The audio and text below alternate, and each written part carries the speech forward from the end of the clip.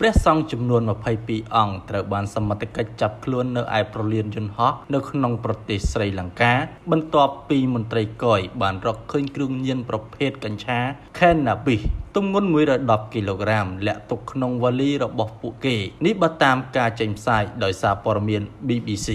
គ្រឿងញៀនដែលត្រូវរកឃើញនោះគឺជាប្រភេទកញ្ឆាដែលមានឥទ្ធិពលខ្លាំងដោយមន្ត្រីសង្ឃនីមួយៗបានលាក់ទុកប្រមាណ5គីឡូក្រាមនៅក្នុងថតសម្ងាត់នៃវ៉ាលីដែលលាយឡំជាមួយសម្ភារៈសិក្សានិងចំណីអាហារព្រះសង្ឃទាំងនោះដែលភាគច្រើនជាសាមណសិស្សដែលបានធ្វើដំណើរត្រឡប់ពីប្រទេសថៃវិញបន្ទាប់ពីបានទៅកំសាន្តរយៈពេល4ថ្ងៃក្រោយការឧបត្ថម្ភចំណាយទាំងស្រុងពីសប្បុរសជនមិនស្គាល់អត្តសញ្ញាណម្នាក់សមត្ថកិច្ចក៏បានឈានទៅចាប់ខ្លួនព្រះសង្ឃអង្គទី23ដែលជាអ្នករៀបចំដំណើរកំសាន្តនេះនៅជាក្រុងកូឡាំបួផងដែរបច្ចុប្បន្នព្រះសង្ឃទាំង22អង្គត្រូវបានតុលាការសម្រេចឃុំខ្លួនបណ្ដោះអាសន្នរយៈពេល7ថ្ងៃដើម្បីបន្តការស៊ើបអង្កេតខណៈសមត្ថកិច្ចបានរកឃើញរូបភាពនិងវីដេអូក្នុងទូរស័ព្ទដៃដែលបង្ហាញថា